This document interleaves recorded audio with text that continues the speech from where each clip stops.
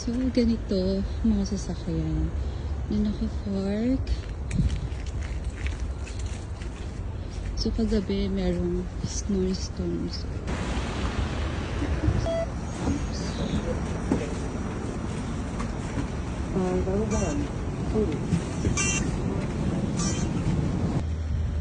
So, ayan. Pag maglalakad ka sa snow, para kang pagong.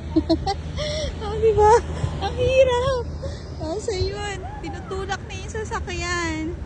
Nag-overheat na siya. Sobrang kapal ng snow. Ay.